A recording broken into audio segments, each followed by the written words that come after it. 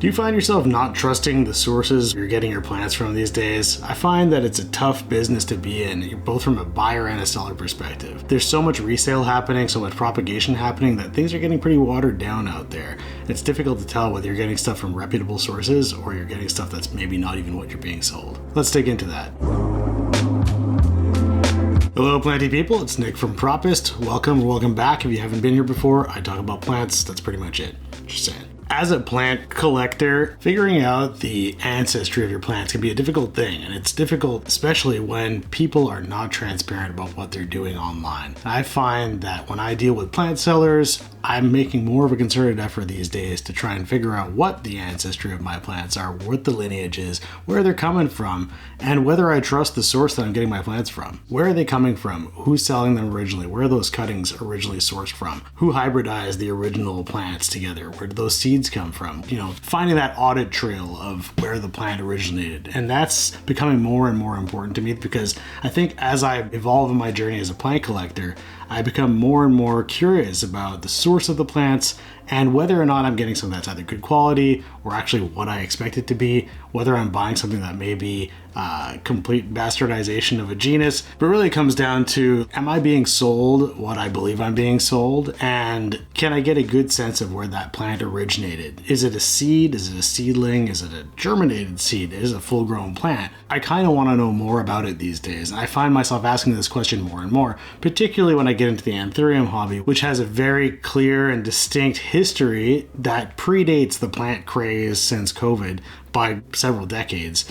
And there are, existing players in the industry. There's big players, there's small players, there's people who are known hybridizers, etc. And there's lots of big sellers out there. So getting down to the brass tacks of where my plants originated from kind of makes me look at the sellers in general, right?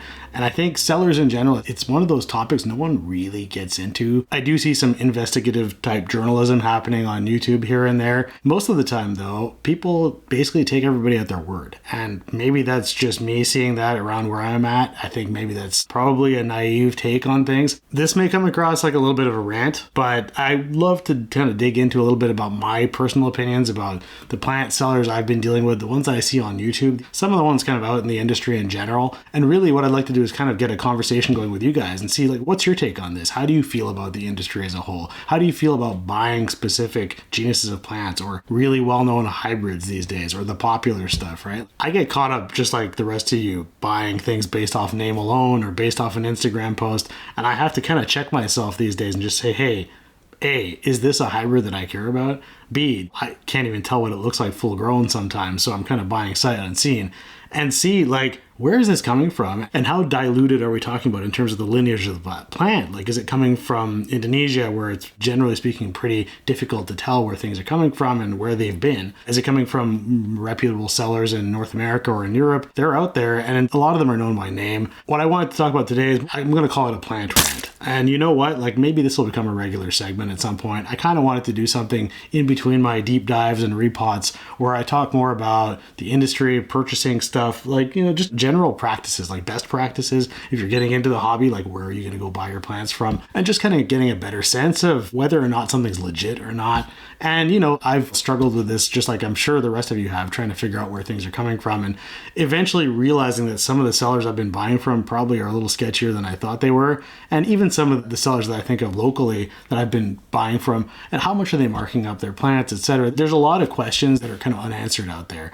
And I think it wouldn't hurt to talk a little bit about what you see as a consumer on YouTube, on Instagram, on Facebook, on TikTok, wherever you purchase your plants or wherever you do your plant research, etc.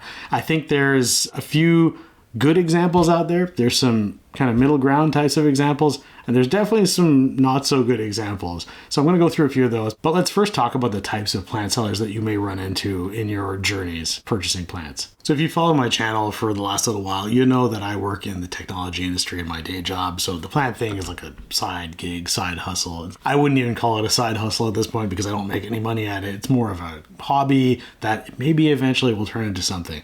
But in my day job, I have run into a lot of people over the course of the years. One guy I actually ran into an acquaintance from many years ago at a conference, a guy named James Watley. He writes this email newsletter that he releases it should be every Friday, but it's called 5 Things on Friday. I think he skips a week here and there, but I mean, he's up into the 350s at this point, so I think he's been doing it for at least 7 or 8 years. Going back all this time. He writes about digital media and gaming and marketing and that sort of thing, and just the technology space in general. And that kind of got my mind thinking about doing like a regular feature on this channel in the video format, maybe also in a mailing list format too. I may transcribe this into some sort of written rant at the end of the day too.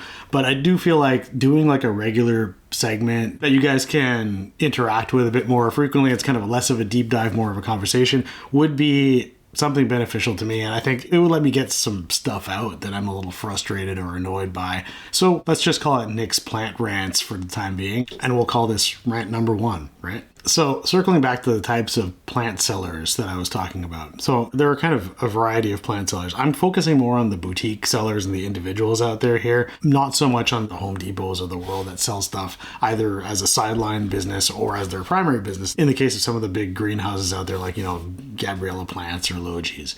So in this case, I'm going to be talking more about the boutique shops. So some of the bigger, well-known ones and some of the smaller ones out there and how they interact. And then there's the folks who have small one-person businesses or a partnership or something like that. And then there's the individuals who sell on social media, whether it's kind of off the side of their desk as a side hustle, like I talked about, they have a day job and this is just clearing out some plants on the side, or it's just because they need to propagate and get rid of stuff, or it's people who push themselves as I hybridize seeds on a regular basis. And I know a bunch of these out there that do a really good job of it. I guess the other aspect of this would be folks who have really big Instagram, YouTube, TikTok followings who also sell plants. And there's a bit of a thin line between whether they're selling you something or showing something off.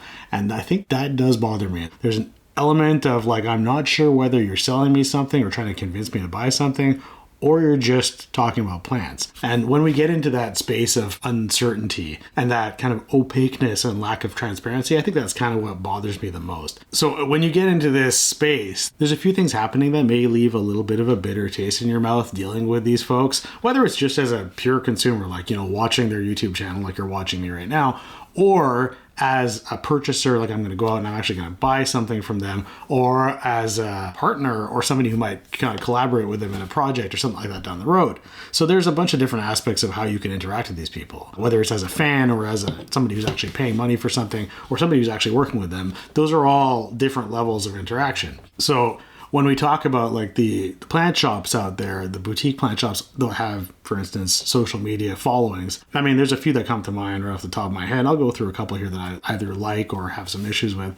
And then there's an aspect of the kind of famed hybridizers out there. There's the Doc Blocks of the world, the Jay Vanini. There's a lot of, I don't want to say secretive, but people that you don't necessarily see in the public eye who have their names thrown around quite a bit. And maybe, they get resold by other people. There's an element of gatekeeping involved in this, which I do find it's hard to say distasteful when you still want the product at the end of the day, but it is a little bit distasteful in terms of like the actual creator of the product in this case is not particularly visible or in the public eye. It's hard to tell whether you're getting something that's legitimately from that person or not. And in some cases, I haven't ever purchased from them directly, so my opinion is probably biased in a sense. So I would say take whatever I'm saying with a grain of salt, but I want you to form your own opinions here and have some internal monologue about what you think about it, bring it back to the table and let's talk about it. All right, so in the spirit of keeping you guys entertained, I know you want to see some plants. I have a bunch here too, so I will show you plants that probably have nothing to do with what I'm talking about, just to capture your attention at the same time.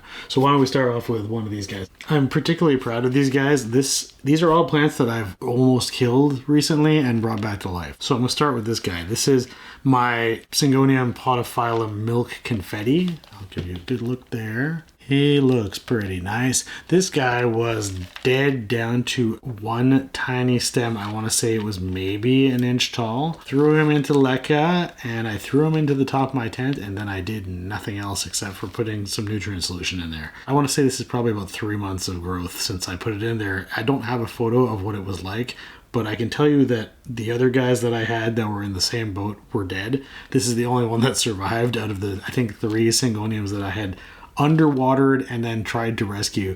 They got stuck in a prop box where there was no water and it was sitting on a heat mat, dried out completely. And in this case, it was down to just, like I said, about an inch or so of stem and no leaves as far as I can remember. So it was just nodes that were left on there. So this is looking pretty bushy at this point. And I mean, the variegation on here is quite nice. It's kind of muted, I want to say. but it looks pretty cool. It's got quite a solid amount of growth coming off of that trunk there. I think I'm going to give this guy something to climb on, because most Syngoniums like to either climb or vine. If you give them something to climb, they'll size up a bit better. So I will try that with this guy. See if I get the variegation out a little bit better. I think it's been sitting quite close to the light source. I think it was kind of on the second shelf of my tent. You can kind of see where it was sitting, and I think it might have been getting a little bit bleached, but I mean, the milk confetti is already kind of like a relatively faint variegation that kind of pops out. It's like white with some pink speckling. It looks pretty cool. I'm pretty happy with this. You can see it a bit better on here. It's got like a bit of a pink sinus. Okay, take a good look there. So this guy I'm pretty proud of. Like, didn't really do much. Honestly, like, this was dump it in there and hope that it lives. So I'm kind of glad about that one. So I'll come back to these guys. I've got a couple examples of things that I've completely neglected that have still done really well. On that note, I will be talking about dead stuff in my next video, which should be pretty cool. This one's more of a deep dive on that topic, and I look forward to that one relatively soon. I'll link it up here when it's available, but I think that one should be quite interesting to folks who are maybe new to the hobby and not used to things dying on you. We'll talk more about dead stuff during that video. It should be a lot of fun. Getting back to the whole plant sellers thing, sorry for the divergent topic there, but let's say general things that bother me about the practice of I have a boutique plant shop or a small business and I have a big social media following. I think some people, like I said, do this really well, and I think they do it really transparently. Some of them don't. And there's an element of like, I'm going to hype up what I'm trying to sell you without telling you I'm selling it to you. And I feel like there's no real need to do that. Like, honestly, if I want something and I like it and you tell me you're selling it and that's why you're showing it to me, I'm totally fine with that. And I think maybe there's a lot of consumers out there in that same boat. At the end of the day, though, I think being transparent about the fact that you are pushing a product and whether or not it's a plant or something that you've acquired from somewhere else and you're reselling or you've hybridized yourself, etc., just admitting to the fact that, hey, yeah, you know what, this is promotional material that I'm pushing out there. I think that goes a long way to showing people that you're being open and honest about what you're doing. And I'm not really accusing anybody of dishonesty, but it's just that feeling of like, are you selling me something right now? That I think that's what bothers me the most. So I always try and, like, if I see that happening, I try to kind of take a step back and say, am I ever going to purchase from this person or this boutique plant shop? Or it applies to other industries as well, but I think it's really prevalent in the plant world right now. And when I see it really specifically happening right now around anthuriums, there's this whole anthurium craze that's been going on probably since the beginning of 2022 or maybe even earlier into 2021, but like it's really reached like the frothing pinnacle right now. And it kind of bugs me because there's so many named hybrids coming out these days. I think the funniest aspect of this is probably Equigenera right now, where they've been doing the hybridization thing of anthuriums for years. They've been selling them as like plant A x plant B, never naming anything outright. Recently, they have started naming a lot of these anthurium hybrids, and I think the names are sometimes taken from existing nomenclature out there. It's just funny that they've now gone by the quoted names as opposed to the actual hybrids that were originally being sold. I think it's just kind of to bandwagon onto this trend, right? And so now I'm like looking up, Crystallinum x luxurians on the Equigenera site, and it's now called Anthurium Raven Soul. And it shows up as that in their plant listings, and you go and look at the fine print and it says Anthurium Crystallinum x luxurians. Whereas, like, if I looked that up 6 months ago, it would have said Anthurium Crystallinum x luxurians, and I know what I'm buying. So we're kind of getting distanced from the actual hybrids a little bit, and I find that it's just becoming a little bit more opaque, right? And that bothers me somewhat. So I also think that the trend of named things, giving something a name and mapping that name to an image goes a long way in terms of selling it. It's a marketing tactic, right? But as a plant collector or as somebody who prides themselves on knowing what they're buying, it just makes it that one step harder. So I think, being kind of upfront about the fact that they're clearly a big seller, and I'm not picking on them specifically, I just found it funny. But being a bit more open and honest about that stuff goes a long way, I think, in building trust with your clientele. So other things that I see that are, potential kind of pitfalls of this whole process of dealing with the plant sellers. There are questions about like authenticity of plants. It's hard to verify when you're buying. You just got to trust what you're buying. And I think sometimes when I'm buying from a named seller, so somebody who is recognizable on whatever, Instagram, or outside of the social media realm, like one of the more traditional plant hybridizers or sellers out there, going by that name alone, like sometimes you get proper documentation on where things came from. And so you can go and get stuff tested if you really wanted to, take it to a lab. I don't think it's going to happen for a plant that costs you $150, but if you're spending 10 grand on something, I'm pretty sure you might want to go and get that verified, right?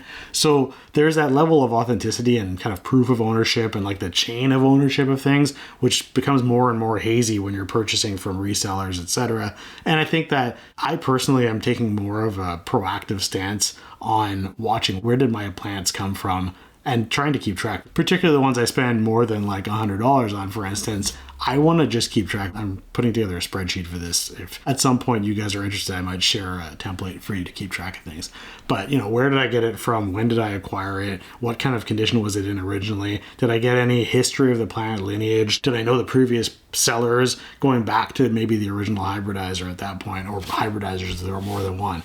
So I'm trying to keep track of that stuff for some of my more interesting plants. And I'm sure that list will shrink as things become much more common eventually, right? But there's a few of them that are always going to stay on that list because they're either hard to propagate, or they come from a pretty unique source, or they're just not that popular. And I think those ones you're probably going to keep a good history of. And if you ever want to sell it, I can kind of hand it along and say, hey, this is where it came from. And, you don't have to doubt it too much. And if you want to, you can go and contact these people and ask if they were the original source or not. Funny thing this kind of reminds me of is something I worked on a number of years ago, small project with a team here locally where we were trying to build a way of creating an audit trail of creative assets. So it doesn't really have anything to do with the plant industry, but it's in the technology realm where we wanted to keep track of like digital assets. And this is like pre-blockchain, pre-NFTs. And it's funny because now when you look at an NFT and you can say, hey, I can see the hierarchy of where it came from. I can see exactly who the previous owners were. And, NFTs, the bubble has burst a long time ago now,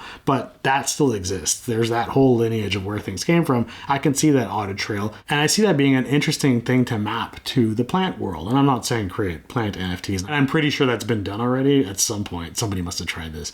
But something similar for keeping track of your plant's history wouldn't hurt, right? So just food for thought. There's also a couple other things that kind of come up here that I wanted to mention. Pricing varies quite dramatically across continents, even with importing from Asia to North America or importing from North America or Asia to Europe. There's a lot going on in terms of vast differences in pricing from what you're getting. Or even something like tree fern, for instance, when you're buying substrates, it's dramatically more expensive to buy that in North America than it is in, say, Australia or even Southeast Asia, because you're pulling it in from New Zealand and it's way cheaper to bring it over there than it is to import it all the way over here. And to me, that is a perfect example of like, these cross-continental differences. I mean, in the case of tree fern, it's sourced from New Zealand. So you're importing something no matter what you're doing there.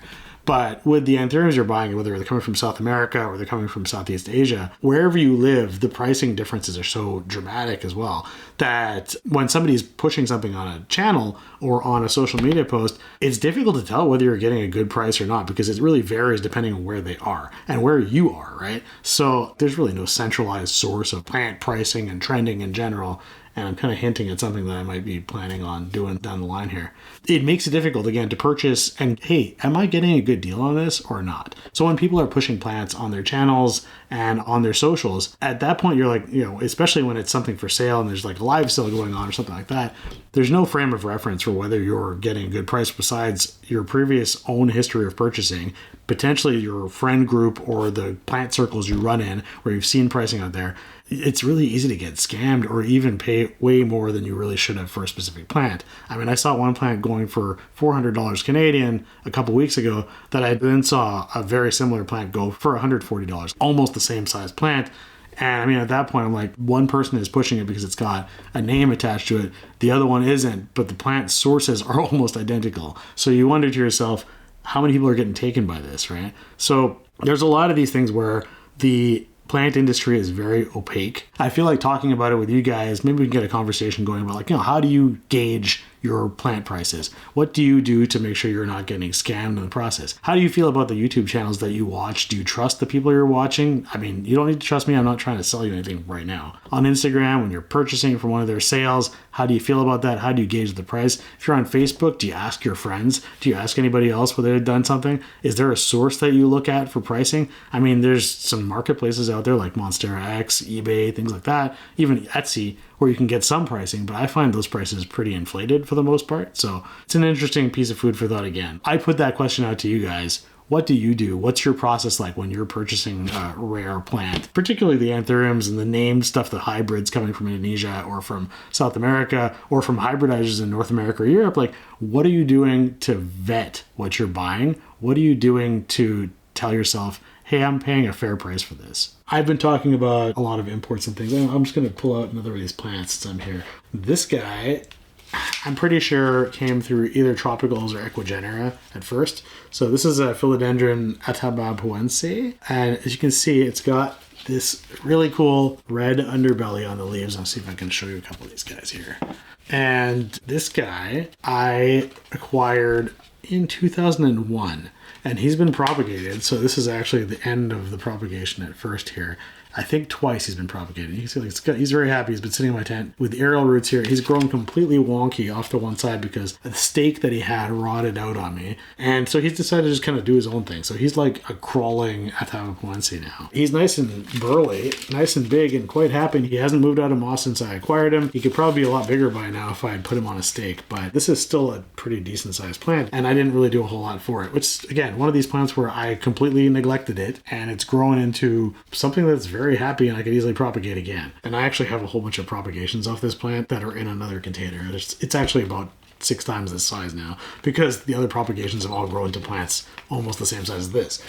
Again, plants I've neglected that have done really well for me, and I haven't really done anything to deserve it, to be honest. I have a few good examples that I kind of wanted to highlight of like, these are people who are being really transparent about their business, about what they're doing. They're kind of all in different sizes and scales. So yeah, a few examples of good plant sellers. I mean, some of these, like I said, are individuals. Some of them are small to medium businesses. None of them are particularly large, but some of them have big followings, and I think some of these you've probably heard of or have watched their channel as well. I just wanted to highlight a couple that I find really good. One of these is particularly large. I'm sure you've seen it before. I'll start with kind of one of these mid-sized guys. This is Chris from Pretty and Green, and I've watched his channel for probably, I think, a year and a half now. I'm a big fan of his content. He does a lot of kind of like investigative journalism. I want to call it like kind of deep dives on sources of special or well-known plants. I think he does a pretty good broad spectrum of talking about, things like SEMIHYDRO, talking about how he runs his business as a plant seller. He does some deep dives on specific topics like, like the Monstera white monster. He talked about the spirit of sanctity and like the controversy behind that and how it was the theft from the botanical gardens, etc. And he's talked to plant scammers and things like that online too. So he's done quite a bit of like informative research on trends in the industry, which is really useful. And then he also talks about how he operates his business, not just from like a physical perspective, like how he handles all of the plants that he's got in his warehouse or his building space, wherever he's got most of his greenhouse operations going on, how he runs in SEMIHYDRO, how his SEMIHYDRO setup works. And it's really informative and super helpful. And I think like he's very open about the fact that he's a seller, and people buy from him know that they're purchasing something that's, it's good quality, where it's coming from. And he doesn't try to hide the fact that he's selling you something at the end of the day. And I think that's just a nice kind of like refreshing, honest take on things.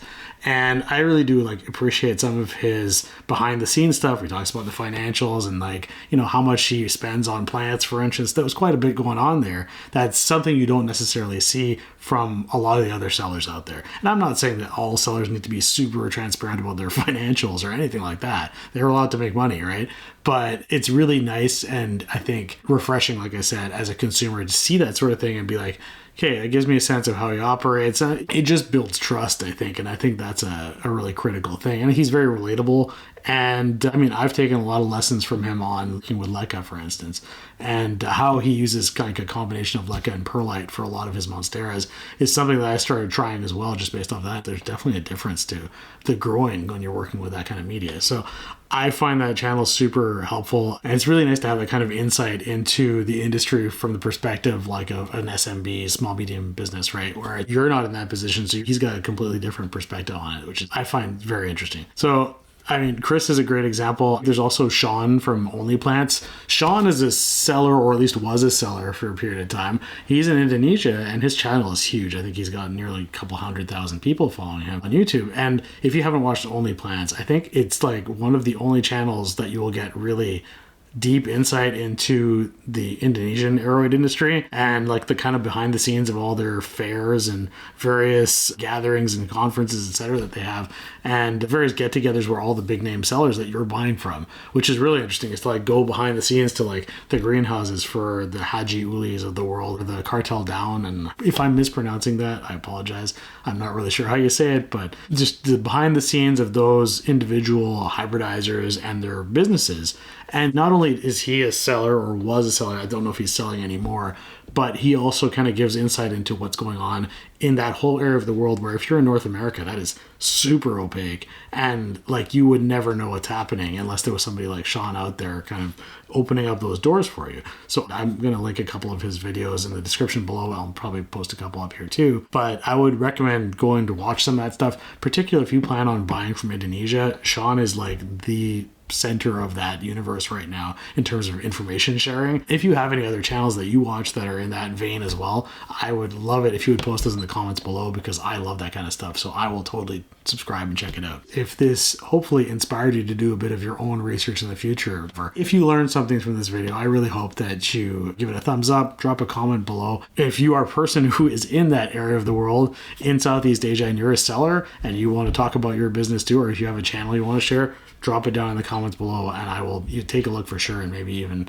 give some feedback later on. Also wanted to highlight a couple of other plant sellers. I mean, they're individuals or they're very small businesses who have YouTube channels that are really entertaining. Lots of good insight into how they package stuff up, how they sell stuff, their P&L, and talking about their budgeting for purchasing plants and how they sell, etc. So the first of these kind of small scale sellers would be Christina from Leafy Luster. She's in Germany and just an individual plant seller, but she documents a lot of her process. And I find that it's really interesting to see, like, she shows her profit margins. She talks about, you know, her budget for importing plants and for selling them and what kind of margins she's making. And this is for somebody who's just selling a small amount of plants, kind of like off the side of their desk, little propagations and seedlings and things like that. And I find that it's just kind of intriguing to watch. And also, like, you know, take that and you compare it to some people who are running small businesses and the larger businesses that are kind of publishing this type of information. And it's nice to see the progression from one to the other. I think the other good example that I've seen out there is Queen City Tropicals, Michaela, who runs a small plant shop, and she's got her own greenhouse. And I think she's in Springfield, Missouri. She talks a lot about like how she packages and ships plants, and she kind of goes through her process of caring for the greenhouse and walking through what she's doing to make sure that she's got propagations ready to go, etc. I think Harley G also does a good job of this as well. She's a bit less transparent about her process, I would say. I think it's more like focused on the plants themselves, less so on the selling side of things. To me, like, you can see the difference between the two channels. I think one is definitely a bit more produced and polished, but at the same time it feels a little bit more opaque. Again, on the topic of plants that I've neglected that are doing really well, this is a Syngonium dwarf variegata T25. I wish it had a better name than T25. I think I showed you guys this plant in my semi-hydro gear guide video. It may have been quite a bit smaller. At some point, this thing actually dried out completely down to a stump. And I think it was over the summertime where I neglected to water it because it was behind a bunch of stuff in my tent. And it was basically a bush full of dried leaves. I took everything off of it down to the stem. This is what it's grown back to. This is really, really bushy. It's not a big plant because it's a dwarf plant, right? But it's super bushy, and I think you can probably see, like, at the stem level, how dense that is back there. There are so many potential propagation points on this thing. And it's got cool variegation. This is like an easy grower. And it's on one of my LECA poles. So it's doing fine in here. And like literally it's holding up with just one strip of Velcro plant tape down here. And that's it. And this has just been in my usual nutrient solution. And it's been watered very rarely. So again, another example of a plant I've neglected. We're kind of getting into that middle group of plant sellers where I'm like, I wish I could see more behind the scenes and a little bit less of the glitz and a little bit more of the, what are you doing to run your operation? Another big channel in this kind of category would be Kaylee Ellen. I'm sure you guys are all familiar with Kaylee Ellen. She's one of the biggest plant YouTubers out there, and she clearly operates a business, the Rare Plant Shop. I don't know if it started on the back of the YouTube channel or if it was kind of in parallel. If you're not familiar with Kaylee Ellen, I would be shocked. I think most people who are into tropical plants collecting at all probably have seen her channel in passing at worst, and at best have probably subscribed for years. There's a lot of content out there. She puts out a ton of useful information. A lot of it is recaps of certain genuses or care guides, etc. It's definitely more kind of a business-like type of approach to YouTube. At the same time, I think it's pretty clear that she's also a plant seller. Sometimes I look at what she's presenting though, and I know there are imports that she's planning to sell, and I feel like there's a lot of pushing of specific plants on that channel that, it definitely comes back to selling it in the shop at the end of the day, right? I get that. I'm not going to begrudge somebody their living in terms of trying to sell their product. I wish it were maybe a little more obvious that this is something that's for sale. Maybe put that YouTube promotional label on there where it says sponsored or something like that in the corner, even if it's something that you're selling yourself. Like, I'm not sure what the regulations are for that, whether it's like only for sponsored content where it's a third party sponsor. But if you're selling your own products that you have in your own store and you're not really saying that you're selling it, but you're showing it pretty clearly and kind of demonstrating it over and over again, I feel like there should be some sort of label on there just saying, this is still sponsored content. Maybe that's a technicality at the end of the day, but I feel like it's again in that gray area of if you're just a new person in the industry watching her channel and you see a couple of her videos where she's pushing that blue oil fern that she's got on like at least 3 different videos. This to me sounds like it's one of those plants that she's not selling a lot of and she's really trying to get rid of some stock, and it's like it's always highlighted, this thing is so blue. It's just funny to watch. Every time I see that plant, I come out and I start laughing now. But I think somebody who hasn't watched a lot of those videos might get convinced that this is like some spectacular plant you need to own, and she's the only one selling it in like all of Europe. So okay, it comes back to just being a bit more informative about what you're actually trying to do in your social media posts. Like, if you're selling something, let's be clear about it.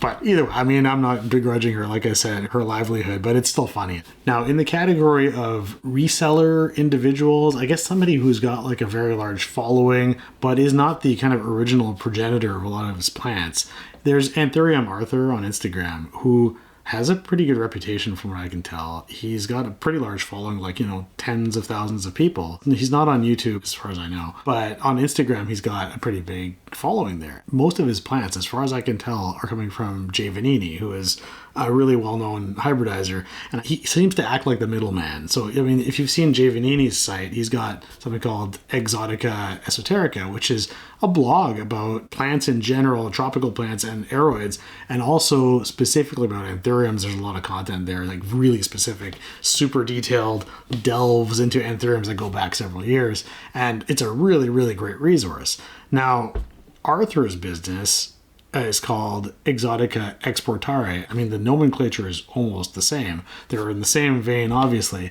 And he does act as this like purveyor of plants and things from Jay Vanini. I don't know what that pipeline looks like exactly. And it's difficult to tell because everything looks like it's sourced from Jay. So Arthur Knott, who is kind of this representative / middleman for Jay Vanini, I don't know what that relationship looks like, but it seems to have been going on for several years. When you want to buy a JV plant, you typically are going through Arthur at some point in this process, whether it's at the first stage or, going back up the tree of purchases from whoever you originally bought it from. I have a plant that I purchased recently through somebody in Canada here who purchased it from Arthur, and then it was originally a Jay Vanini plant. Again, there's like this kind of chain of custody of plants that I'm trying to keep track of.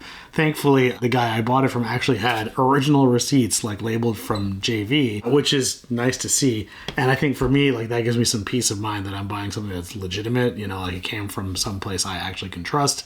And, when you're buying, like, for instance, something from Indonesia, the tree of lineage is so complex that there's no way you're going to be able to tell where it originally came from in most cases. Like, I think there's probably a few individuals where you're going to get something that's really like well documented, but there's a lot of crossbreeding and cross-pollination going on in there. And that is kind of the magic of anthurium specifically too. Like, you know, a lot of this like spontaneous variegation and like strange hybrids that are really cool comes from this type of environment. That's why it's so cool to buy things from Indonesia. But you have to like temper your expectations of being able to tell where something came from. And also just, you know, hybridization in general gives you quite a wide variety of outcomes. And so, I mean, the quality of the plants you're buying, that's why when I buy plants from Indonesia through a seller there, I typically am handed like a list of like 15 plants to choose from. And there's quite a broad range of characteristics and traits that vary between each one of those plants. And I'm just using that as an example because I've done it recently. But like, yeah, I was given, you know, there's like 20 plants in this batch and there was 10 people buying and we all got to pick in order. And I'm like, it's funny just like, because these are all meant to be the same plant and they all look dramatically different, right? So, I mean, they're seedlings, so there's probably quite a bit of broad range of potential for that as well to kind of either come back towards the mean there. Also, there's a uniqueness factor to it. But when you're buying some of the plants from these kind of well-known hybridizers in either North America or Europe, and in those cases, I think they spend a lot more time like curating very specific breeds. Like Doc Block is kind of really well known for this, or like the people at Tazula, etc. Like they have plants that either look the same and they ditch the rest, or, you know, every time they've kind of rehybridized a new generation, they give it a new name, but you know what the lineage is. It's an interesting thing to follow. I mean, like the Doc Block Michelles and the Zaras and like the Tazula Dreamweaver and Necromancer, some really cool like red crystallinums out there that they've got going on. So at the end of it, I think it's more just like being informed as to where you're getting your plants from, what the sources are. For me, I'm becoming more and more interested in keeping track of that kind of thing. So, I mean, there's an element of kind of good and bad to this, of this kind of gatekeeping of product and stuff, but I feel like I would really just personally, having a good mechanism to keep track of the lineage of my plants gives me some confidence in what I'm buying. I'll give you an example of this that I saw recently. Was that I think there was the Giovannini Panamama 2.0. I'll throw a picture up here. It's actually sold on the Exotica Exportare site. You can find it there if you're interested. There's some, I guess, controversy out there that basically that's effectively a dark phoenix. So, I mean, I've got a dark phoenix here. I just want to show you guys. This is an Indonesian dark phoenix that I picked up from a collector in Calgary not long ago. I want to say maybe 3-4 weeks ago. And this was to supplement a couple of other seedlings I had, but also the fact that I think it's pretty much ready to propagate or pretty close to it. There's at least, it looks like there's a small offset kind of forming at the base there. I don't know if you guys can see it. So this guy is a dark phoenix, and I think he's going to look really nice when he's full grown. I mean, the argument is that this is basically the same plant. One is coming from known lineage and one is coming from Indonesia, where it could have come from anywhere. I mean, at the end of the day, the plant is probably going to look very similar, so you have to make that call. Like, would you rather pay $500 or $600 for a Panamama 2.0? I'm not even sure what they're going for. Or would you want to spend, you know, between $100 and $200 on a dark phoenix seedling, which is probably going to look about the same? For me, it's about being informed in my decision making. So I'm like, okay, I know where I got this from. I know it came from somebody who was selfing a plant that they had purchased from Indonesia, for instance. I'm okay with that. If I was going to go buy this plant through somebody like Arthur, I have, again, known lineage. And I know what I'm paying for. I'm paying for basically the name brand of that Giovannini plant versus an unknown parentage on this one, but plant that ends up looking quite similar. So what are you okay with doing? What are you okay with spending? As long as you're well informed, that's the main key factor here. I think it's when you're making these decisions and you're uninformed, and you're told this is a dark phoenix and that's also a dark phoenix. They're of different lineage. They're of different hybridization. They come from a completely different continent, maybe. You're buying two very different things, and you should be aware of that. So, I mean, I made that decision consciously, and I'm fully aware of what I bought. But, you know, I had the option to go and do something different. Now, I think the problem is just that lack of transparency is sometimes difficult. I think I've got another one of those neglected plants I can show you. It's right over here. This guy is, and hopefully will be much bigger, this is a philodendron red heart. It's small because it was basically just down to this stump again. This guy, actually, as you can see right here, there's a propagation point right there. and there's kind of a new stem forking off the main stem. Because I topped this plant completely, this had nothing. This was literally just topped off right there. And it's grown back since. The reason I topped it off was because I had this in a prop box, and it kind of crept up to the top of the prop box and rotted all the leaves at the top because it was so humid inside the box that everything up here came off. So it was down to just a stump. So I think this is about 2.5 months since I've moved into my grow tent after that rotting occurred. And it's already putting out a new leaf. You can see right in the crown there, there's a new leaf in the center there. And, it's already starting to size up a little bit. The first couple of leaves are really tiny.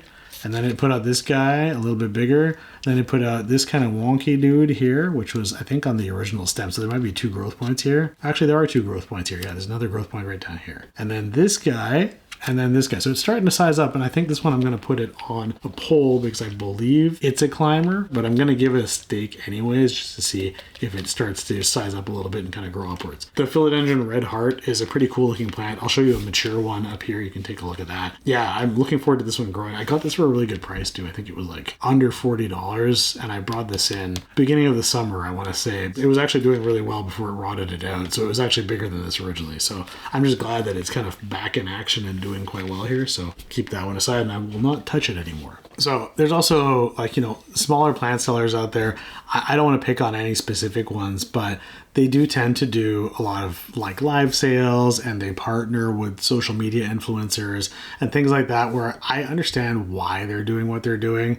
I wish it were just a little bit more transparent when the social media influencer is trying to shill a plant without actually saying that they're going to go and end up selling it on some of their channel later. And I feel like there's not enough of that happening where it's just really clear that it's a business and I'm trying to sell something. Personally, I'm all about being open about what I'm doing. And I don't sell a whole lot of plants right now. Personally, I think I probably will at some point. And if I start selling stuff and I'm showing it to you, I'll tell you it's something I'm going to sell. And that way you're aware of it and where it came from. And if I know where it came from, it will be published or documented wherever I'm selling it to. So I think just in terms of just general transparency and being open about your business, and I'm not saying that I have a business right now, but I will at some point. Something that I would like to see everybody do, It would be really nice if that was something that you could see everywhere. I don't expect everyone to start doing this all of a sudden, but it's just something that, as a consumer, I think you should look for it and kind of place more of your trust when you have more information and take away some of that trust when you don't. And just be more of a conscious consumer of what you're buying. So there are some local plant sellers, for instance. There's some that are here, on the North Shore near me in North Vancouver, for instance, that do a lot of partnerships with Instagram influencers or YouTube influencers. It's one of those things where when plants are being displayed on these other channels and they're being shown off and you're like, oh, that's a really cool plant, where can I get that? I mean, I think just the level of clarity of, yeah, I'm actually selling this for another channel that's tied to a boutique plant shop, for instance, or whatever else. I would love to see that be a little bit more obvious to the consumer. And I think that it's easy for people who are getting into this hobby to get taken, particularly if you have money to blow and you don't know what you're buying. And I think being an uneducated consumer is something that happens in pretty much everywhere. But in the plant industry, just because there's so much out there in terms of choice, and there's so little information about some of these plants without being really well versed in specific hybrids or in specific sellers, or even in specific hybridizers, like people who are creating these things, it requires a lot of research before you purchase. And if you're one of those people who just has money burning a hole in your pocket to go and buy something, you're gonna get screwed. And I think it's just a matter of educating folks and say, spend the 10 minutes, spend the hour it takes to go and do a little bit of digging about who you're buying from. And if you're watching a YouTube video where they're showing a specific plant and you don't realize that it's happening, think to yourself, are these people attached to a certain vendor? Is this something that they're actually trying to sell? Because you're being influenced by that and you need to be aware of it, I think. So it's just one of those things where, to me, the more aware you are as a purchaser, the better you're going to make decisions. So hopefully this helps you a little bit. There's some examples out there too. In the industry, I think these are pretty well known. I think specifically, Red Leaf Exotics has a reputation. I don't know if it's earned or not, but there is a lot of stuff out there about these guys. I don't know if they did it or not, but the owner of Red Leaf, his name is Dom Gravine. There's a lot of negativity attached to that name in the plant space, going back to things like nursery thefts from like a decade plus ago, maybe even more than that, might be 15 years ago now. There's Reddit threads. I'll link them in the description. I don't know if this is like slander or not, but that info is still out there and it's floating around. And he has a YouTube channel. I'll link the channel. You can go take a look. And there's actually good content on there, but he's a seller and he's shilling what he's selling. He hasn't posted in close to a year. And it makes you wonder like how much of this is true and how much of it is fiction, or if it is fiction at all. It's a curious case of like, if you're just a pure YouTube viewer, you would never know this stuff without going out there and searching first. And so you really need to do your due diligence on who you're buying from. I'm sure he's got some decent product out there, but it sounds like some of it's coming from questionable sources. So I would suggest you do your research before you go out anywhere. It's out there in the public domain, so I'm not saying anything that you can't find on your own. But this is the thing, is like, without being aware of what you're getting into, without doing any research, it's very easy to spend money on something where it's got questionable sources. You can go back to things like poaching as well. Like, I think at the beginning of the plant craze here, I'm sure at least one of the plants I bought was most likely poached from Ecuador or Venezuela or somewhere around there. I bought an anthurium cuticoense, which I will show you a picture of up here because mine's dead. But it's a beautiful plant, but it's super hard to care for. And at the beginning of the plant craze, when I say plant craze, I mean during COVID, during that period of time, it was one of those plants that was selling for a ridiculously high amount of money. I got my hands on a very tiny one. Didn't manage to kill it, but I spent 3 figures on it. It was definitely a bad plan on my part. I should have never bought that thing. And the source that I got it from now, like when I think back on it, I have no idea where it came from. I know who sold it to me. I don't know where they got it from. It was an import that came from South America. I don't know how they got their hands on it. As far as I know, it didn't go through Ecuagenera or through Tropicals or anything like that. Ecuagenera did later carry the cuticoense, but it's one of those plants that has a history, if you Google it, of being poached out of its natural environment. It wasn't like legally obtained. So I'm pretty sure that my original was poached. I apologize because I killed it. This was when I had just started getting to anthuriums, and it was definitely much harder than my skill level was at the time. So things like that you can get yourself stuck into.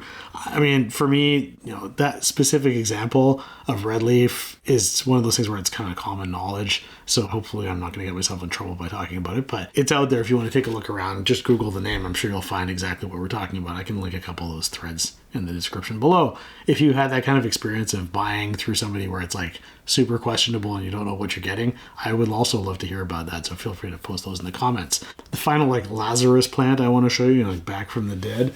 Let's take this guy out. This guy, he gave up on his plant support, and this is like a really weak support to begin with. It decided to just vine instead of climbing. So this guy, I'm gonna have to put him back up again. He is growing really well, but like, let me show you the front of these leaves. Look at this variegation. So this is a very sad, well, I guess it's not sad, but it's unkempt philodendron ring of fire. It's kind of like the poor man's version of the caramel marble, but I mean, this variegation is really pretty. And this guy's been very close to my grow light in my tent, and he seems to thrive with that very bright light.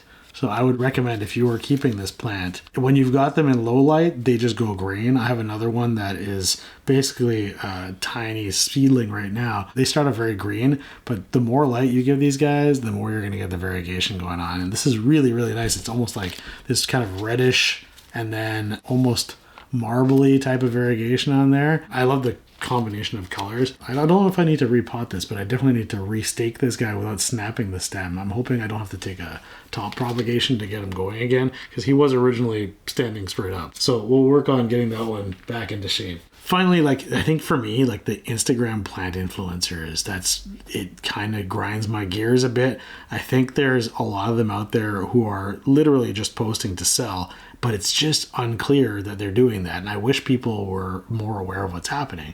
And I think a lot of them are participating in live sales, attaching themselves to specific boutique vendors, or they're selling through other channels. Like if you're buying in Canada, a lot of times some of the plant sellers that you're buying from the US are going through a distributor or a point of contact, and then potentially a group sale buying some across the border. And this happens all the time. I've purchased a number of plants that way. It's super convenient as a consumer, but you're so distanced from what's actually happening that you start losing that trail, the audit trail, as I said, of where the plant came from. So now I'm like, okay, this has gone through 3 hands just to get to me, or 4 hands. Is it what I actually originally planned to buy? Can I keep track of that somehow? And sometimes with seeds and seedlings, you're not going to know until a year from now when the plant's starting to mature, right? So it's one of those things where it's too late to do much about it once you've got the plant, because you're never going to really know until later. So I would suggest, again, do your due diligence, do your research, talk to people who have purchased from those sellers before, particularly on the Instagram, the Facebook Messenger. There's a lot of them on there in those chat groups for group orders, etc. Try and figure out before you make a purchase, go to check out that seller's Instagram page, get a good sense of what they're selling, what their prices are like, see if people are happy, look at the comments, like take a look and see, hey, are people posting any negativity in there? Get a sense of whether the vibe is good or bad. If you want to, contact that seller directly. I've done that before where I'm like, okay, I'm buying a plant that is reputedly through 2 other sets of hands, but originally came from this guy. I want to contact that guy just to verify that this is true. And I will do that on occasion, specifically at somebody I haven't purchased from before. I'll go and talk to that person and say, hey, on IG, I'll send you a DM and say, hey, I'm purchasing this from this person here. Is this like a legit distributor for you or not? And they'll give you a yay or nay, and that's enough to give you at least some comfort in what you're buying. So again, due diligence, do a bit of your own research. Try not to buy blind. Like, definitely don't buy blind unless it's literally a seed. I mean, the best you're going to get is a photo of the seed, maybe the parents. But when you're buying seedlings, get photos of everything. If you get some video of like a 360 view of something, do that too. I mean, I'll show you a couple examples of me buying stuff that I was getting some, actual video of the plant. I could see what's happening.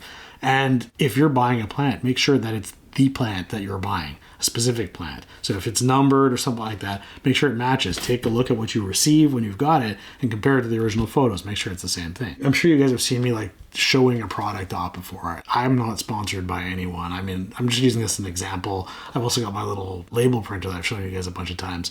But this guy, like the Great White Myco, I use this. I've had really good results with it. But if I were actually pushing this product as a sponsored thing, I would tell you. Again, in the future, if you see me holding a product and it doesn't say sponsored on there, then I'm not sponsored by anybody.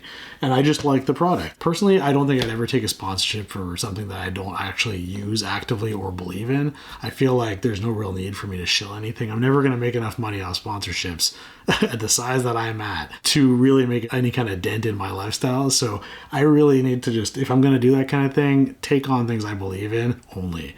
And besides that, I'll just say no. I mean, I've had a couple of sponsorship requests so far. They haven't been particularly interesting, so I'm, going to wait until we grow the channel a little bit bigger before we do that kind of thing. But definitely not going to chase any of that stuff. And if I ever do take on that kind of stuff, I would definitely tell you guys what's happening so you're aware of it. So just to wrap up this plant rant, I would suggest that you just do your due diligence when you're buying. Like, do a little bit of research before you spend money on something. I know it's super easy to get in on a sale somewhere. There's an IG live sale happening and people are competing for the same thing. If you get involved in that stuff, just be aware of what you're buying before you start bidding. It's easy to get carried away in auctions. It's easy to put your money down on seeds that you can't back out on later. It's easy to get involved in that stuff and then realize, oh man, this is not what I wanted after all, or the source of this is questionable, or this has been watered down by 50 different people who've owned it before, or it's passed through a lot of hands, or it's an F3 hybrid and I don't know what I'm getting, etc. There's a lot of potential confusion that could lead to you just wasting your money. So what I want you to get out of this is just to be safe out there. Like, do your research, do your due diligence, pay attention to what you're getting involved in. Don't get carried away buying stuff. Don't waste your money, and buy from reputable sources. And if you don't find that you trust the person you're buying from, don't buy from them. I think saying no is something people need to learn in this industry. And I know I need to learn it for sure.